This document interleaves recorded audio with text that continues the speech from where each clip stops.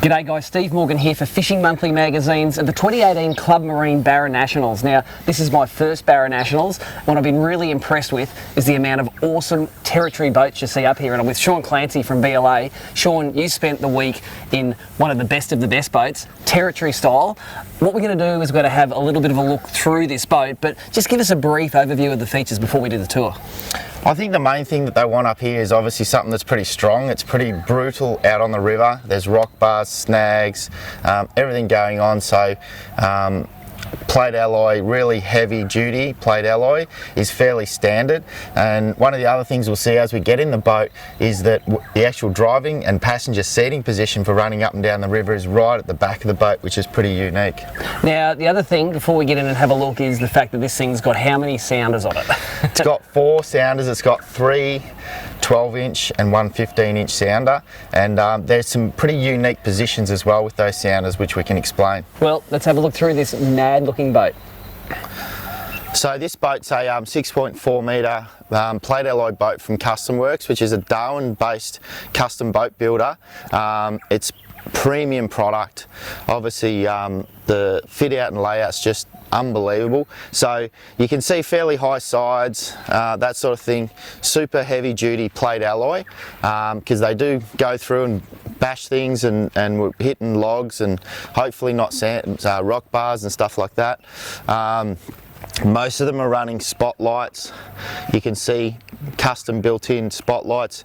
We're running down the river. It's we can basically leave the starting line at 6 AM. It's still dark, so we're running down the daily that's full of hazards at night, and we can see where we're going with the lights, bowsprit, all that sort of thing.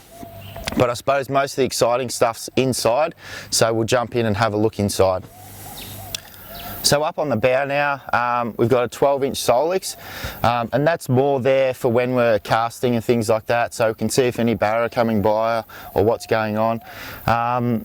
Saltwater Altera, auto stow deploy, spot lock, and I think one thing with Minn Kota is it's really changed the way the guys are fishing up here. Super strong tides, so the run out's very strong. So spot lock up here, typically the motor can be running at 8-10 out of 10, so it's running flat out, and guys are really draining through batteries. So that's 112 pound, and that'll hold this and hopefully give us enough battery bank to get through a whole tournament day. And then it's just a simple storage situation.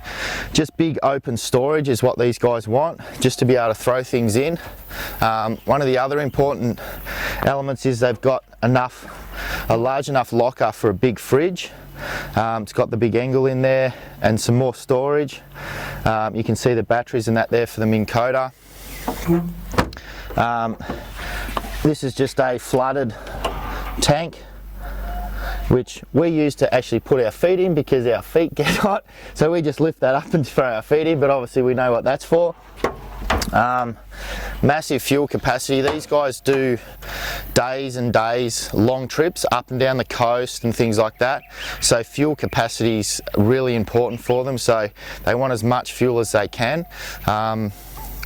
Grant's boat, he actually runs 2 custom large fuel tanks that he can put on the deck as well for those long, 2-3 day trips that they do. Then we've got more rod locker storage down the side here, down this side. Water's very important, so it's actually a custom made water area, and we can open that up. And you can just see the finish is unbelievable.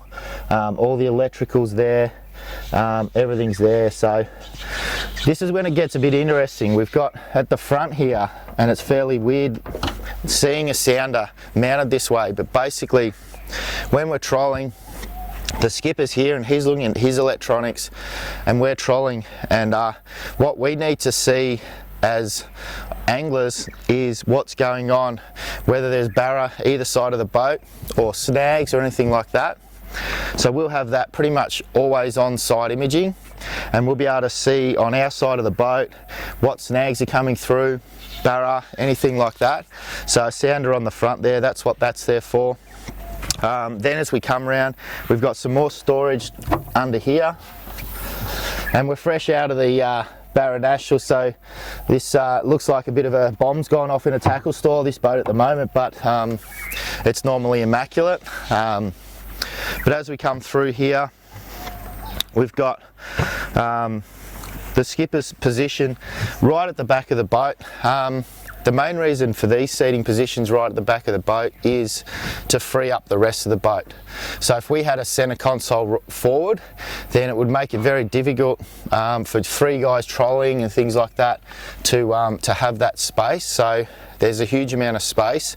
The other handy thing is, when the skipper's driving, he's got his rod out the back over his shoulder. He can see everything that's going on and he's not in the way. If he gets a strike, the rod tip's basically beyond his motor and he can see exactly what's going on, and he's fishing as well. So 12-inch unit here. That's primarily on down imaging and GPS, and then this one's primarily on side imaging. And while we're on that, there's a screenshot from the trip on the river, and this is typical of what we're seeing here. You can see Barra just stacked in through here, and they're sitting in these little ruts, so the water's flowing out on the run out, and you can see the Barra just staging up in these little ruts through here. And that's what we're looking for. So side imaging, down imaging, absolutely critical for barra fishing.